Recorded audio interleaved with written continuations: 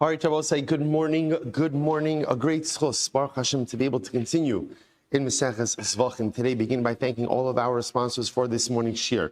A number of them. We thank our Talmud Torah sponsors for the month of Kislev. Allison Adam Steinmetz, in memory of Adam's grandfather, Rabbi Sheldon Steinmetz, Harav Shlomo Tzvi Ruvain Ben Shimon Zichrono Livracha. We hope that in the merit of our Talmud Torah, his neshama will have an aliyah. He'll be a Melitz Yosher for his children, his grandchildren, and his 34 great-grandchildren. Sammy and Malka Esterson for dedicating all the Shir and Droshos this month in memory of their parents, Yitzchak Leib Ben Aaron HaKohen, Sarah Rachel Bas Baruch Avram, Hinda Bas Henach Ephraim, and in memory of their dear family friend, Staff Sergeant Naftali Yonah Gordon Hashem Yikom Damo, who fell in battle in Gaza on Erev Chanukah in 2023. Paul and Kathy Pollack for dedicating the Shir and Droshos this month in memory of Paul's family, Leah Bas Shmuel, Zachrini Shulamis Bas Shmuel, and Esther Bas Zachariah. Our week of learning sponsors, Barry and Baruch Meir and Rina Dubin, in honor of the chassan of their children, Sophie Tizavi Granat. They should be Zochim Meretz Hashem to build a binyan ad de'ad them and be Yisrael Me'eh Ve'esim Shanim Tovos. And our Daf Yomi sponsors for today, Ayala and Sarah Steinberg, in the schus of continued refuah for Shulam Ischana Bas Susha, and for an ongoing refuah. I'm free to welcome back to Baruch Fishel Kozlovsky, who is also dedicating the daf today. It is a longer dedication, which I'll post on the chat. But Baruch Hashem, Baruch Fishel just returned from an inspirational trip to Eretz Yisrael, Poland, and Lithuania, where he was Zocheh Baruch Hashem to see many of the incredible centers, former centers of Torah study. And again, he was Zocheh to be in the Yeshivas Chachmei Lublin, established by Ramir Shapira, Zecher Tzaddik V'Kadosh Livracha. And because of the Lubliner Rav's foresight, we, together with countless Jews, are Zocheh to learn Daf Yomi. So welcome back, Baruch Hashem, to Baruch Fishel, and a beautiful and I'm sure it was an uplifting, incredible trip. Thank you for the beautiful sponsorship. I will say with that, let us begin. So today's Daf is Ayin Dalid. We are picking up in Mirtz Hashem. We are picking up actually Ayin Gimel. So today's Daf is Ayin 74. We're going to pick up Ayin Gimel on days 73b, and we are picking up pretty much the middle of the Daf Amarav. We actually read this yesterday, but let's just pick up with this again today because it's a good place to start. It's 2, 4, 6, 8, 10, 12, 13 lines up from the bottom on 73b. Amarava. So Rava says as follows: Hashta da Amravana lo nakriv. And I will say, I'm sorry, one additional point that's important to highlight. First of all, happy Thanksgiving to everyone. And it is incredibly important for us. I think Jews in general always, and especially from Jews, always struggle a little bit kind of like what to do with American holidays. Obviously, holidays that have a religious overtone, okay, so that's not necessarily for us. But certainly at Thanksgiving, it is so incredibly important. Obviously, different families have different traditions. Rabbi Soloveitchik, Zecher Tzaddik Livracha, used to end shir early on Thanksgiving, so as to allow people to go ahead and be home with their families. And it wasn't because necessarily he ascribed a religious significance to Thanksgiving, but it was simply because people are off, families hopefully try to get together, and that's beautiful. And that's incredible. But the truth is, I think it can be mosif on that a day that is dedicated to gratitude, a day that is dedicated to Thanksgiving, and Allah has kama v'kama, just in the confluence of events, this week's Parshas Vayetze, the birth of Leah Imenu's fourth son, Yehuda, where she says, Hapam Oda Es Hashem, this time I will thank HaKadosh Baruch Hu. And incredibly enough, Rav Schwab, Zecher Tzaddik Livracha, says, honestly, what's the pshat? This time she thanks Hashem. This time, with the other, she had 3 sons before, and she didn't thank Hashem beforehand. So Rav Schwab says something beautiful. He says that Leah Imenu discovered something new, which was all of us thank HaKadosh Baruch Hu for the miraculous events in life. We all thank Hashem for the things that are out of the ordinary. Sometimes what we fail to thank HaKadosh Baruch Hu for are just the great things, the beautiful things that happen every single day. Just the things that we take for granted. We say in Modim every day, in Modim, which is the bracha of Thanksgiving, we say, Anisecha Shebachol Yomi Manu. We thank Hashem for the miracles that He does for us every single day. What are the miracles that happen for us every day? So, you can go like this with your hands. I don't know, you can see the doctors in the crowd, the synapses, that everything works, that you woke up and the sun's out and Baruch Hashem, and hopefully your family is intact, and hopefully there's food in the refrigerator, and maybe there's not as much money as you would like in the bank, right? But you could pay your bills, hopefully, right? That you can meet your expenses. Maybe you can't do everything. But Lamaisa, again, most of the world doesn't have that. Most of the world does not have the things that we all have day in and day out. That's An Nisach Shebechal Yomi Manu. And the truth is, it's important for us to celebrate Thanksgiving. Lav dafka with the turkey. I hate turkey, but you don't hate that. It's a creation of HaKadosh Baruch Hu. You can't hate anything, right? But it doesn't need necessarily the cultural trappings. That you could do yes or no. But every Yid should have a Thanksgiving. Every Yid should have a Thanksgiving. So you'll say to yourself, but I don't need to give Hodah today. The truth is, that's fine. But generally, the way it works in life, it's kind of like people who say, I don't celebrate Mother's Day because every day is Mother's Day. Yeah, right, yeah. I'm sure you're calling your mother every day, telling her how wonderful she was. Thank you for bringing this world. That's not true. In other words, it's good to celebrate Mother's Day because if you're not focused on it that day, you're probably not doing it any other day. Thanksgiving is the same thing. Again, I want to say just to take out, and we're off from work. I mean, you're all off from work, right? But Lamaisa, like to take a day where maybe you're freed from other responsibilities. And literally just take a few moments and just say, what am I grateful for, right? What do I have Thanksgiving for? Whether you do that by yourself, you do it with your mishpacha, you do it with your children, if you're zochah to have your parents, do it with your parents. And just to take a few minutes today, Hapam Odes Hashem, if the world, at least if our country is giving Thanksgiving for this country, for so many other incredible things, we have to thank Thanksgiving as well. And the truth is, for Jews of this country as well, with everything that is going on and all of the craziness that we see around us, we must have incredible hakaras hatov to HaKadosh Baruch Hu, that although we are in galus, that this is the galus that we're in. Thanksgiving to the men and women of the armed forces. Thanksgiving again to those who have worked so hard to build this country into a bastion of freedom and of democracy, to give us the strength to fight against those who want to destroy the fundamental underpinnings of this country. We have a lot to be thankful for, and it's important to just take a few minutes as individuals, as families, certainly as a kehillah, to express our hakar satov to HaKadosh Baruch Hu for all He has given us, both as Americans, as Jews, and as Americans, as human beings, for what we have in our personal lives, what we have in our public lives, what we have in our communal and national lives. And halavai, HaKadosh Baruch Hu should continue to shower bracha upon all of humanity for many years to come. We'll say, all right, have a great day. Have a great day. Whatever, listen to last year's recording or something, So let's go. Amarava, let's go. So Amarava. So we'll say, so remember again, over the last 2 days, what we established is that halacha lemaisa, the case of the Mishnah was dealing with ta'arovas. The case of the Mishnah was dealing with mixtures, right? And in the mixtures, ultimately, again, what we had was something prohibited getting mixed into a much greater number of permitted items. Yet again, the prohibited item was not batal. So we spent the last 2 days, day and a half, yesterday's daf and part of the previous day's daf, focusing on why not? Why isn't the prohibited item just simply batal? Why isn't it batal?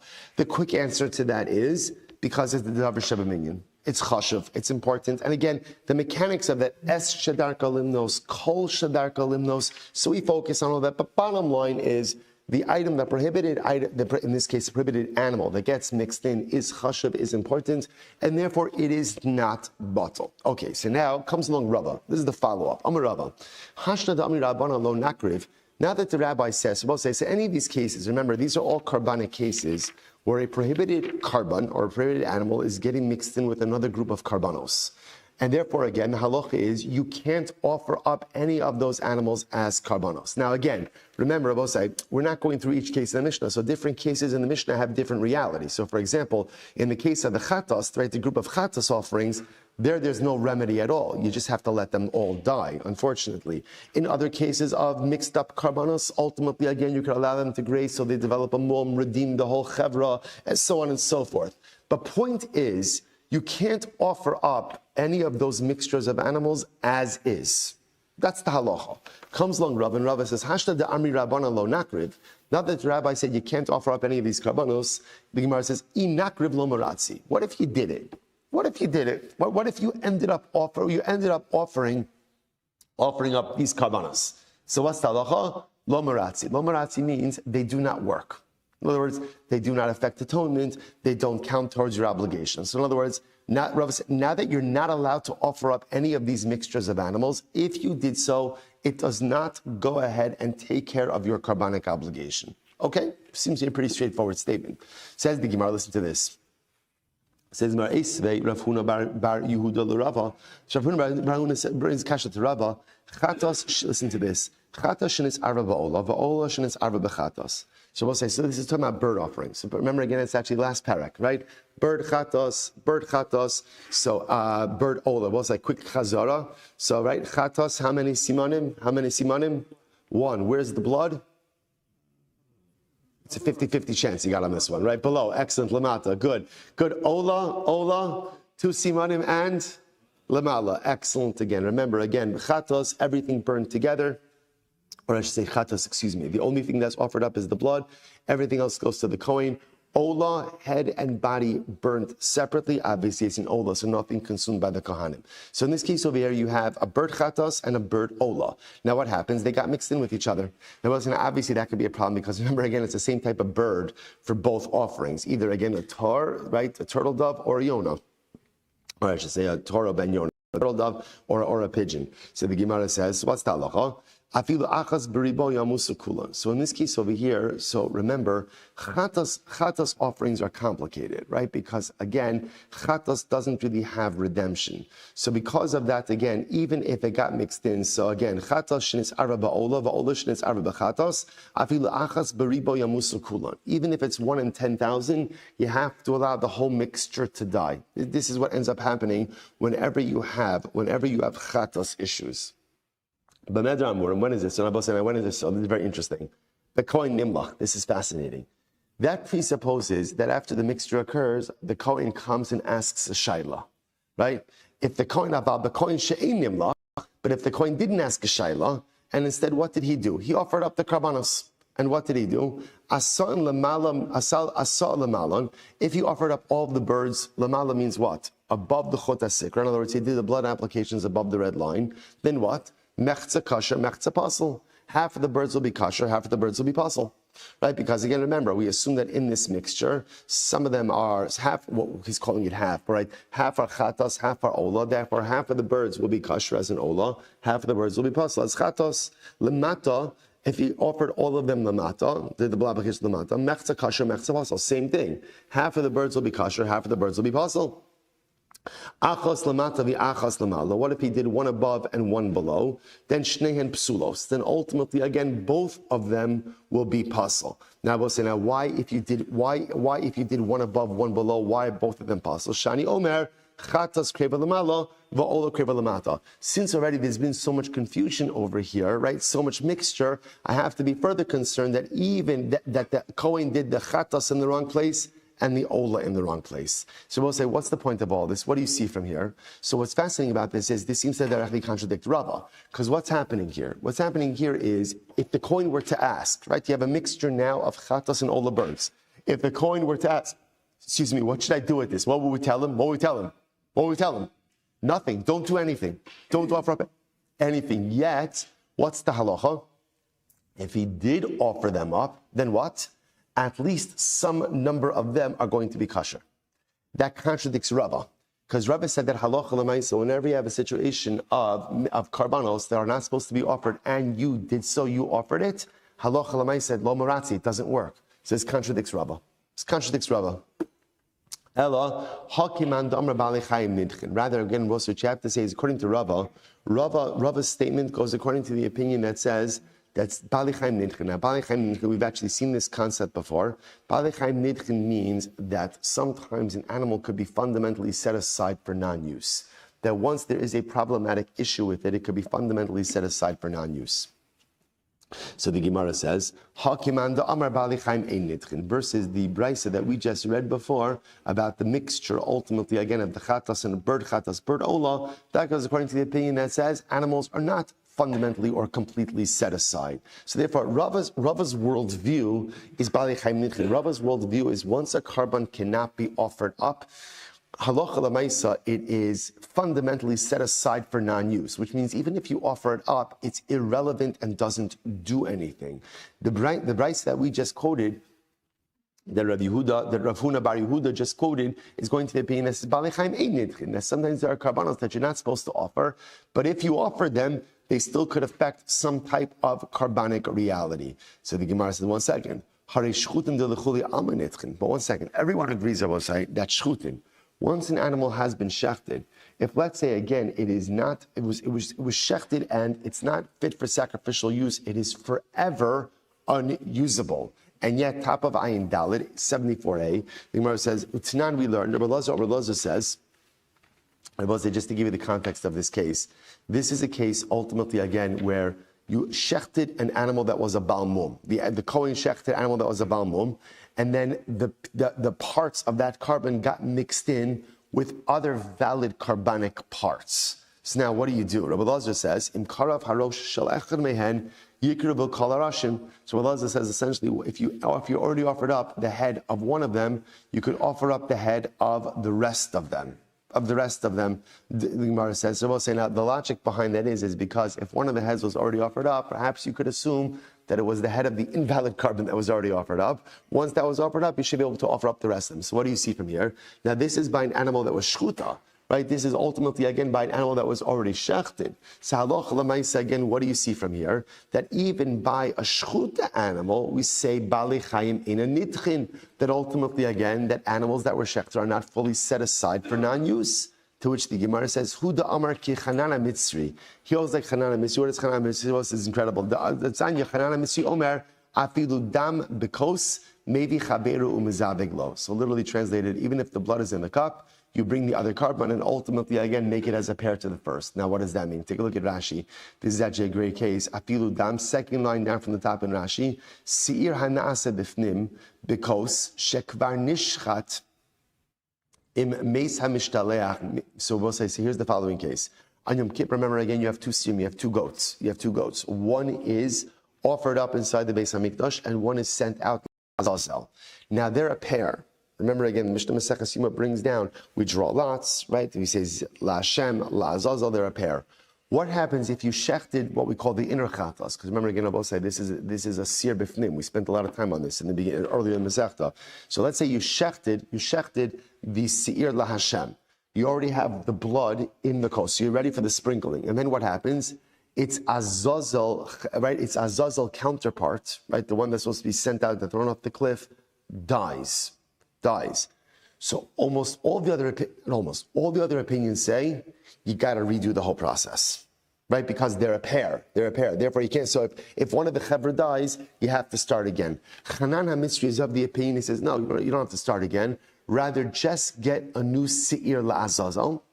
Just get a new cliff goat, right? Get a new seir la'azazel, and ultimately again, go ahead and attack, and you could use the blood, you could use the sear that you already shechted bifnim, and just bring a new one. So we'll say, so Rashi says over here, so what do you see from here? So what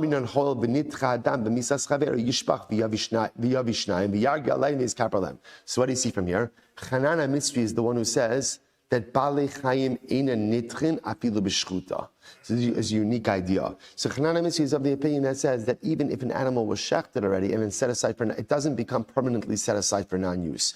So at that moment again, when the Sir La'azazel dies, the blood is unusable in that moment. Now, we'll say, if you would say Balei Chayim Nitchin, then what you would say is, once the blood is unusable for a period of time, then what? It remains unusable forever. Chanana Mitzri does not hold that way. He holds that even though it is temporarily unusable, right? Because the blood of the inner chatas is going to be unusable until it has an Azazel counterpart. Just get it an Azazel counterpart, and you're good to go. All right, so we'll say, so what do I do with all this? So remember again, here's the point to remember. Rava, right? Rava says that halacha l'maisa, once Chazal said, going back, reflecting on our Mishnah was all cases of prohibited animals, prohibited carbonic animals that get mixed in with permitted carbonic animals. What's the result for the mixture? Essentially, it's the same result for every mixture. What's the result of the mixture? Can't offer it up. Now, different mixtures have different mechanisms of dealing with that. But as the mixture stands right now, you can't offer it up. All Rav is saying is, halacha l'maisa, once the rabbi said you can't offer something up, even if you offered it up, it doesn't work. Lo maratzi. The Gemara then goes on just to show there are other opinions. There are other opinions. Not everybody agrees with this statement of Rava. Most notably, Hanan HaMitzri. Hanan HaMitzri and others. So again, but nevertheless, that was the statement of Rava. Let's go back there. Amar Rav Nachman, Amar Rav Baravu, a very exciting Gemara. Listen to this. Amar Rav, supposed to now watch this. Rav Nachman said in the name of Rav the following ruling. Seems a little bit unrelated at first, but it's going to be related in just a moment. Taba'as shel avodas kochavim. If you have a ring of avodah zara, a ring of avodah zara. Now we'll say, good, ring of avodah zara. Now, what does it mean avodah zara? B'pashtos, I don't know. They put a ring on the idol. Put a ring on the idol. So Lamai say again, tabas avodah zara, shenis arva mea tabos, and it got mixed in with 100 other rings. So what's the halacha? V'nafla achas me'yam hagadol, and then one of the rings fell into the sea. So I'll say, see what happened over here? So I have an avodah zara ring.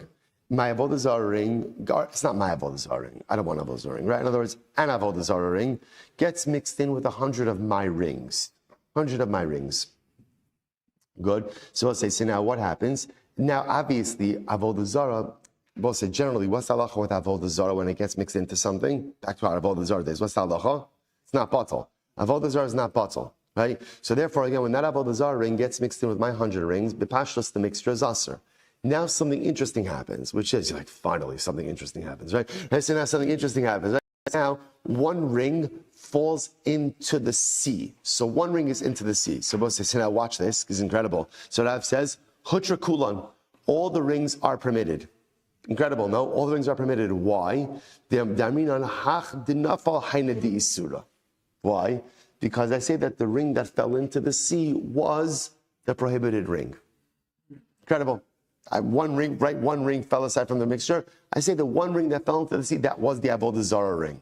Okay, so we'll say, so that's a tremendous assumption, but that's how Rav paskins. Incredible.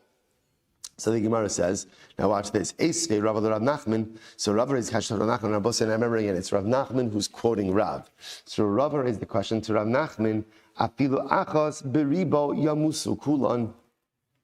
So we'll say, but on a second, we learned before, right? We learned before. Ultimately, again, in the previous brayso, that halacha l'maisa, when you have a mixture, and ultimately, again, even if one prohibited item gets mixed in with 10,000, ribo is 10,000. That's obviously hyperbolic, but meant to make a point. All of them must be left to die. So the Gemara says, va'amai. Why is that so? Va'amai. Nema demis isura mis. So we'll say, why not say the following? Why not say that halacha l'maisa? Look at Rashi just a moment. Va'amaya musukulam. Rashi says, mechevan shemes echad mehen litli be v'nema di isura ma'is v'anatar yikrvu. So we'll say, so for argument's sake, if one of them died, why not say that halacha l'maisa? Halacha l'maisa, the one that died was the one that was isur, died. The same way that we say that the one ring that fell into the water, the sea, was the avodah zara ring, say that the one that died from the group, ultimately again, is the prohibited one. Amalei Rav do Amar Rabbi Eliezer. Rav holds the Rabbi Eliezer. What does Rabbi Eliezer say? This nan Rabbi Eliezer Omer Im Karav Harosh Shal Echad Mehen Yikrivu Kol Harashim. Both say this is the Mishnah we quote on the top of the daf. So remember again, this is if you have a balmum that was shechted, a balmum carbon that was accidentally shechted, then mixed in with other carbonic pieces. So Rabbi Eliezer says, once you offered up the head, ultimately, again, you could go ahead and sacrifice everything, offer up everything else. The Gemara says, why? Because halacha l'maisa, again, it's this same theme. That when we have a mixture, and then something is isolated from the mixture, for some reason, halachically, we have the right to assume that it was the prohibited item which was isolated from the mixture. That's the common theme, right? So you have a balmum carbon that was shechted, cut up into pieces. The pieces are mixed with other permitted carbonic pieces. One of the heads was offered. Rabbi Eliezer says you could assume that it was the prohibited head that was offered. So it's done already. So because it's done already, you might as well go ahead and offer up the rest of the group. So Rav subscribes to that same idea. You have an avodah zara ring that got mixed in with 100 other permitted rings. One of the rings fell into the sea. We could assume that it was the avodah zara ring. Ultimately, again, that was dispensed with. Baha Amar Rabbi Eliezer. But Rabbi Eliezer said, Lo hitti Rabbi Eliezer ela shnayim aval echad lo. Shabbos is very interesting. Even Rabbi Eliezer, when Rabbi Eliezer says that you could offer up the rest of the karbanos, what does he say? You could offer them up 2 at a time. It's very interesting. 2 at a time. Now, both say, why 2 at a time? Because like this, if you're offering up the rest of the sacrificial parts 2 at a time, at least there's a probability that one of them is not the prohibited one. Right? So in other words, so that way at least you know for sure, because the problem is in Rabbi Eliezer case, when you burnt that first sacrificial head, so as much as halachically we'd like to say, okay, you know what, that was the prohibited one, do you know for sure? No. So therefore, you can't offer up the rest of the sacrificial parts 1 at a time, because it's possible that the one that you're holding in your hand is the prohibited one. So like this, if you're doing it 2 at a time, there's a probability that at least one of them is not the prohibited one. So that's how he allows you. So again, so therefore, I'm going to both say, what do you do with the ring case? I'm like, watch this. So Rav said, or Nachman said, I agree. Ana tarti ka'amina. I agree with the rings. You have to sell them 2 at a time as well. Now watch this. So let's kind of bring this full circle. So in other words, what Rav is saying is like this. So Rav says, here's the case. There's an Avodah Zarah ring that gets mixed in with 100 of my rings. Now obviously, at first glance, status of the mixture, aser, right? Because Avodah Zarah is not batel. Avodah Zarah is not batel. Okay, yet Rav said then one of the rings falls into the sea, irretrievably falls into the sea. Right? So then Abba say, what's the halacha? Rav says the rest of the mixture is mutter. Now, again, come full circle, when Rav says it's mutter, what he means is like this. You could sell off the rest of those rings, but you need to sell them 2 at a time. You can't sell them 1 at a time. Why? Because, see what we're doing over here? We're kind of straddling both sides of the fence. That on one hand, what we're saying is the ring that fell into the sea is the Avodah Zarah one. Are we 1,000% sure of that? No. We're pretty sure about it. But therefore, what we're going to do to hedge our bets a little bit more is that when you sell off the rest of the rings, sell them 2 at a time. Because this way, if you sell 2 at a time, halacha l'maisa again, we're confident that at least one of them is not the Avodah Zarah one. If you sell it 1 at a time, the problem is, how do you know that one is not the Avodah Zarah one? Okay, fascinating idea. Continuing along. Amarav. So watch this. Another kind of building on that previous case. Rav says, you have a ring of Avodah Zarah that goes in and gets mixed in with 100 other rings. Okay, so we'll say, now watch what happened over here. Then what happens, you take this now, you had 101, right? 100 mutter ones, 1 Avodah Zarah one. Once again, one of the rings goes ahead and falls into the sea. Okay, so I'll say, so now what happens? So the Gemara says, no, I'm sorry. 100 rings, right? And Avodah Zarah goes ahead and gets mixed in. Now what happened? 40 of the rings are separated into one spot. 60 of the rings are separated into another spot. Okay, so the Gemara says, Pirsha achas mi'arbam eina oseres. If now ultimately again, if Rashi says over here, Pirsha achas mi'arbam, now if one of the group of 40 is separated, and then what? Rashi says over here, it's almost right across in Rashi, Pirsha achas mi'arbam, v'nis arva ba'achiros. So I'm saying, now watch, okay, so just follow this over here. I've got 100 rings, and Avodah Zarah ring ultimately again gets mixed in. Then the group is split. 40 are taken to one spot, 60 are taken to a different spot. Now what happens? One of the 40 chevra then is separated and gets mixed in with another group of rings. So Rav says that halacha l'maisa, berish achas me'arboim, eino oseres. Ultimately, again, if one of the group of 40 gets mixed in with another group, ultimately, again, the second group is not aser, is mutter. Achas mishishim oseres. Watch this. But if one of the rings of the group of 60 subsequently gets mixed in with another group, ultimately, again, the secondary group is going to be aser. Versus, okay, what's the pshat? Why is it that if one of the 40 group, right, one of the 40 group gets mixed in with the secondary group, that ultimately the secondary group is not aser? The aminon isura beruba isa. This is fascinating. Why? Because they're both saying, remember, let's go back for just a second. The one ring of Avodah Zarah got mixed in with a group of 100. The group of 100 was then split into a group of 60 and a group of 40. If one from the group of 40 gets mixed in with another group, ultimately the secondary group is going to be mutter. Why? Because they will say, where do we assume the Avodah Zarah ring is? With a group of 60. Why? Why do I make that assumption? just the majority. Just the statistical probability is that the Avodah Zarah ring is with the larger group. So therefore, again, a halacha l'maisa, if a ring from the group of 40 gets mixed in, ultimately, again, with another group, ultimately, secondary group is going to be mutar. Achas mishishim, so Gemara says, I understand. Achas mishishim, nami, I mean, bribo isa. But I understand. But even so, when I both say, watch this. So now what did we say? Therefore, we assume that the Avodah Zarah ring is in the group of 60. And therefore, we said that if one of the group of 60 gets mixed in with another group, it answers the secondary group as well. But why? Why not say that when you get one from the group of 60, chances are that's the mutter one, right? Because where is the Avodah Zarah ring? Where is it? Still with the majority, still in the mixture with the majority. And therefore, again, the secondary group from the one ring from the group of 60 ultimately should still be mutter. The Gemara says, okay, you're right. Let's reframe this. Ella, impirshu arboim kula lamakom echad. So rather what you have to say like this. If impirshu arboim kula lamakom echad, ein osros.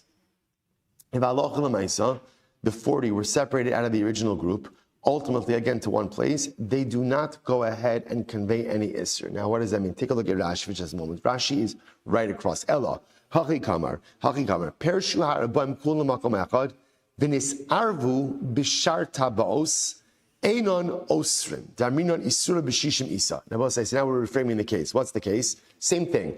I have a group of 100 rings. Avodah Zarah ring gets mixed in. Then the group is split into 40 and 60. So we'll say, then what happens? Halacha l'maisa now, the entire group of 40 is mixed in with a secondary group of rings. That's the case. So instead of one from the group of 40 getting mixed in with a secondary group, the entire group of 40 is getting mixed in with a secondary group. So we'll say, so what's the halacha? Einon osros. They don't answer. Now, once again, why doesn't it answer? Why doesn't the group of 40 answer the secondary group? Why not? Because we assume that the Avodah Zarah ring is where? With the group of 60. On the other hand, Shishim Lamakom Echad Osros. Oh, that makes a lot more sense. If the group of 60 then gets mixed in ultimately again with the secondary group, then what's the halacha? It's Aser. Why? Because again, the entire group is 60, because we assume that the Avodah Zarah ring is with the group of 60, and therefore it is Aser. By the way, so what I just want to point out over here is, the Gemara is presupposing that the way Avodah Zarah works, because it's not batal, therefore, again, because it's not batal, the Isser keeps moving forward, right? That in other words, it doesn't make a difference how many mixtures you keep mixing it into. If there's the possibility of Avodah Zarah in there, it's going to keep conveying Isser to the group. So, right? Because remember, again, now we're already getting a second step removed. We've got Avodah Zarah mixed into the group of 100. Group of 100 split between 60, 40. If the group of 40 gets mixed in with the secondary group, it's going to be mutter, because we assume that the Avodah Zarah is with the larger group. If the group of 60 gets mixed in with a secondary group, it makes a secondary group usher, ultimately, again, because we assume that the Avodah Zarah is the Abosai. What do you see from here? What's the tremendous Musar Haskell? We see from here, Abosai, that there are certain things that are so toxic, certain things that are so negative, that it doesn't make a difference how much good you have.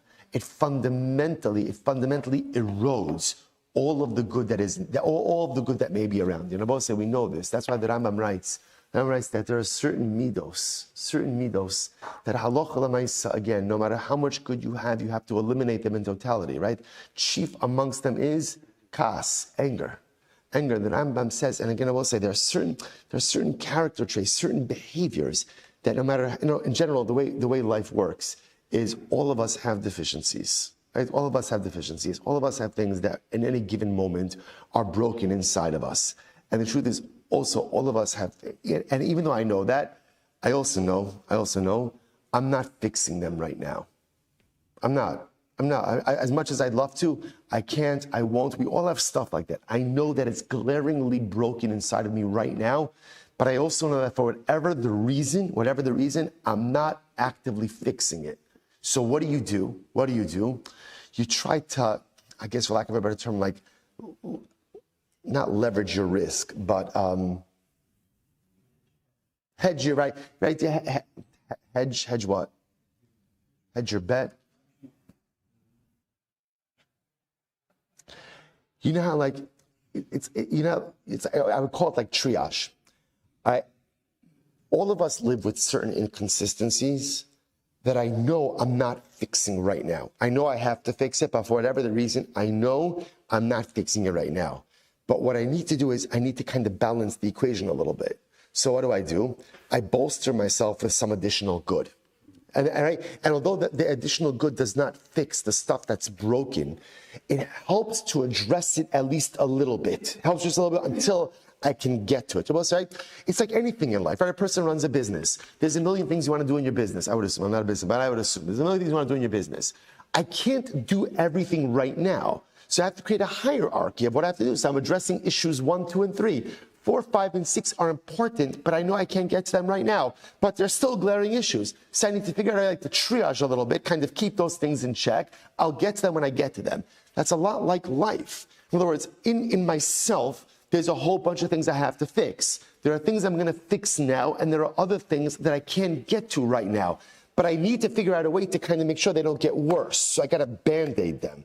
How do you Band-Aid the stuff inside of you that's really broken, but you can't address right now? By infusing more good, right? More Torah, more tefillah, more tzedakah, more chesed. It doesn't address the stuff that's broken, but at least it triages it a little bit. But there are certain things in life that are so caustic. There are certain things in life that are so terrible. Certain midos that are so abrasive that if you don't deal with it, it's not batal. No matter how much good you have, it's just not batal. And those are the things we have to identify within ourselves, like immediately. What are the things that, even though I can't fix it right now, if I don't address it right now, no matter how much good, it's like Avodah Zarah. Avodah Zarah is so caustic that it doesn't matter how many more mixtures you put it into, halacha l'maisa, it's never batal. Okay, let's get back to this. Says the Gemara. A lot of profundity over here. So the Gemara says, so that's the case. So when we said this over in front of Shmuel, don't bring any rayas from Avodas Kochavim. Why? Listen to this. Shesveka usvek sveka asura ad haolam. Avodah Zarah is different, I will say, right? Because Avodah Zarah, the severity of Avodah Zarah is such that it is asur, and it is continuously asur ad sof haolam. It is never batal. It's never batal. To which the Gemara says, really, is that so? Meisvei safek Avodas Kochavim asura usvek sveka muteres. Oh, listen to this. So the Gemara says, Safek Avodah Zarah is Aser, but Svek Sveka, a double Safek, ultimately again is going to be Mutter. What's an example of a double Safek? Here we go. Ketzad, here we go. Let's see, you have a cup of Avodah Zarah, literally like a cup used for Avodah Zarah. You have a Avodah Zarah becher, right? So what happens? So my Avodah Zarah becher gets mixed in, not my Avodah Zarah becher, an Avodah Zarah becher, right? Gets mixed in with my other bechers, so then we'll say, what's halacha? Kulan asurin. They're all asur, because Avodah Zarah is not batal. Piresh, echad mehem l'ribo, umeribo l'ribo mutarin. But if one of the bechers then separates from the group, and ultimately again gets mixed in with, ribo Abba says 10,000. 10,000 is the way that the Gemara just uses, like that's just an exaggerated number, right? Gets mixed in with 10,000, and then Abba say one of the group of the 10,000 gets mixed in with another 10,000, mutter. Oh. What do you see from here? You see from here that Rabbi say even Avodah Zarah at a certain point ultimately again will get lost in a super majority. The Gemara says, Tanahi. So Rabbi says, so which one is it? Do we say that Avodah Zarah is forever mutter, no matter how many sveikas you have, or no, at a certain point in time perhaps Avodah Zarah becomes mutter? To which the Gemara says it's machlokes time. Tanahi. The same Yehuda Omer, here we go, Rimoni Badan Asron B'chol Shuhu. So we'll say Rimoni Badan. Now we had Rimoni Badan. Remember again, what are Rimoni Badan? That's one of the 6 items, right, that are so chashuv that they're never batal. So Rimoni Badan B'chol Shuhu, Rimoni Badan ultimately again are going to be Asr B'chol Shuhu. Ketzad. So we'll say, what's the case? What's the case? Ketzad. Nafal echad mehen l'soch rivo. If one of them falls ultimately again into a mixture of 10,000. Umeribo l'ribo, and from 10,000 to another 10,000 asurin, right? Because it's not batal. It's not batal. That's the first opinion. Avodah Zarah ultimately again is never batal. Rabbi Shimon Yehuda on Mishum Rabbi Shimon l'ribo asurin umeribo l'shlosha umishlosha l'makom echad mutter. So Rabbi Shimon Yehuda says, no. If ultimately, again, you have Avodah Zarah, and Avodah Zarah falls into a mixture even of 10,000 permitted items, and then something from the group of 10,000 falls into a group of 3, and then something from the group of 3 falls into another smaller group, it's mutter. In other words, we'll say, this second opinion holds that halacha l'maisa, at a certain point, Avodah Zarah ultimately, again, becomes permitted. Shmuel da'amar l'riba asurin. Shmuel da'amar kiman. So who does Shmuel hold like? Shmuel holds like kiman. Ik Rabbi Yehuda filu b'shari surim asur. According to Rabbi Yehuda, ultimately Rabbi Yehuda holds even by non-avodah zara isurin. Ultimately, if it's chashav, it's not batal. Ik Rabbi Shimon afilu ba'avodas kochavim nami shar. According to Rabbi Shimon holds that at a certain point, right, svek sveika ba'avodah zara becomes mutar. V'chitema shayna Rabbi Shimon. Maybe you'll say, according to Rabbi Shimon makes a distinction ultimately again between avodah zara and shari surim. Ella hadisanya. What about the following statement? The following brayso: Safek avodas kochav masura. If you have a safek avodah zara, it's aser usvek sveika muteres. But a double suffix. So just to give you this idea, what's a double suffix? Avodah zara falls into a group of rings. Then one of the members of the group of rings falls into another group. And then that falls into another group. That's svek, a double suffix. So ultimately, again, at a certain point in time, it becomes mutter. So who is that? Money. Lo Rabbi Yehuda, Rabbi Shimon. The Olam Rabbi Shimon. In reality, ultimately, again, reflexive Rabbi Shimon. Shmuel Silber like Rabbi Yehuda b'chada. Shmuel holds like Rabbi Yehuda in one case, i.e. avodah zara. That sveka by avodah zara will be mutter. Upalig ale b'chada. And ultimately, again, disagrees with the other case. That ultimately, again, it will be, and it disagrees in the secondary case. Amar Mar. Mary Bol so let's just finish up the brayso. Right? So remember again, we said that if avodah zara falls into a group of 10,000, and then from a group of 10,000 to another group, and then from that secondary group into a group of 3, it will be mutter. Amud beis. Maishna shlosha di ikaruba. Why into a group of 3? Because ultimately there's a rove. I don't understand. Even if it falls into a group of 2, shnayim nami ikaruba. Even in a group of 2, there's a rove. To which the Gemara says, you're right. My gimel diktani tartivahu. When we say 3, what's 3? 3 merely means 2 plus 1. That it falls into a group of 2 other items besides itself. B'bais ema. The other possibility ultimately is Savarla Rabbi Eliezer. That ultimately, again, he holds like Rabbi Eliezer. So both say, so bottom line, I'm sorry we did a little bit quickly. Ultimately, again, so that meaning when he holds like Rabbi Eliezer, that Rabbi Eliezer says that sveka by avodas kochavim, ultimately, again, it's going to be aser. Rabbi say, what's the takeaway? Tremendous takeaway over here. Fundamental machlokes about the nature of bittul by avodah zara. Fundamental machlokes. There is a school of thought that says avodah zara is never batal. Never ever batal, which means it doesn't make a difference how many mixtures the avodah zara keeps falling into. By the way, it's not just avodah zara itself. What is it? It's safek avodah zara. Because remember again, I'm saying in all of these cases, what we're talking about over here is avodah zara gets mixed into a mixture. Then a part of that mixture gets into a secondary mixture, and then the part of the secondary mixture gets mixed into a tertiary mixture. Right? Shabbos say, yet the first school of thought says it's not batal. It's not batal. Avodah zara is never, ever batal. And it doesn't matter how many steps you keep going, avodah zara will continuously be aser. Second school of thought says no. There's a limit. There's a limit. In other words, avodah zara gets mixed into a mixture, yes, it's aser. That mixture gets into a secondary mixture, it will be aser also. But once you get to the tertiary mixture, what we call now a sveka, it's batal. It's batal. Now again, obviously it's only batal in what? If you have at least a simple majority, right? You will need at least a 2-to-1 ratio, but Allah will be batal. So we'll say fundamental, dramatic, riveting, mind-blowing machlokes. Let's go a little bit weiter. We have a couple of minutes left. Next, Amrei Shlakish. Chavish shel truma. Listen to this. Shlakish is like this. You have a barrel of truma that got mixed in with 100 other barrels. So again, I will say, so in this case over here, barrel of truma gets mixed in with another 100 non-truma barrels. Now, remember again, I will say, normally, let's see. And one of the barrels falls into the sea. Now, again, this sounds very much like the case of Rav. Avodah zara ring gets mixed in with 100 rings. One of the rings falls into the sea. What's the halacha? Hutra kulan. All of the barrels are mutter. Why? Because we assume that the barrel that fell into the sea was the truma barrel. Okay, great. So the Gemara says, but why do you need the same case twice? You already told me this. You already illustrated this with the case of the rings of avodah zara. Why do I need both cases? I need Rav Nachman's case. Rav Nachman was the ring case. Ultimately, again, and I need the case of Reish Lakish. I need both cases. Why?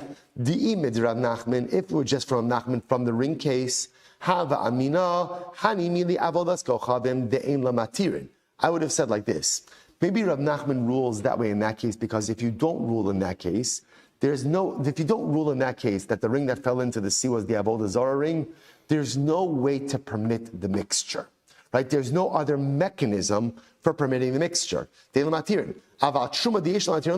but in the truma case, in the barrel case, there is a way to permit the mixture. How do you permit the mixture? Well, not permit the mixture, but there is a mechanism. What's the mechanism? Sell it to a Kohen. In other words, Rabbi say, what's the worst case scenario over here? The worst case scenario over here is that all of the barrels have to be treated like truma. No problem. Sell it to a Kohen. Now, granted, you're going to take a loss, right?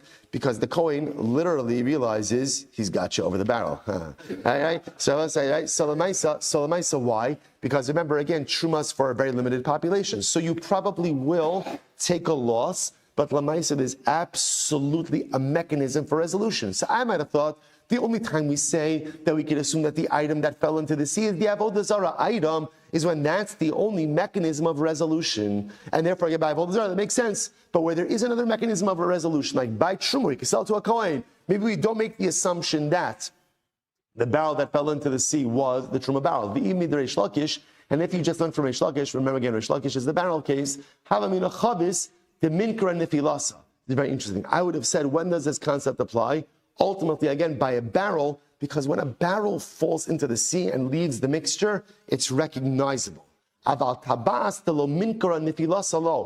by a ring, where when one ring falls from the mixture into the sea, it's not recognizable. So what do we have to be concerned about? This is very interesting. We have to be concerned that maybe since it's not recognizable, people won't realize that a ring fell into the sea, and they will think that the reason why the mixture is permitted is why? Because avodah zarah is batal barov. And I will say that's catastrophic. Because again, even if you hold that svek sveka is mutter by avodah zarah, no one's holding that the initial mixture is mutter. Therefore, again, I will say tzrichi. Therefore, we need both cases. And therefore, both cases are correct. So both in the case of the ring that gets mixed in, when one ring falls in, halach l'mais, again, we assume that's the avodah zarah, the ring that falls in, and the rest of the mixture is going to be mutter. The barrel of truma that gets mixed in with 100 other barrels. One barrel falls into the sea, we assume that it is the barrel of truma that fell in, and the rest of the barrels are mutter. And therefore, again, even though the cases sound incredibly similar, they both have their own halachic uniqueness, and therefore, ultimately, again, both cases need to be stated. That's what I will say.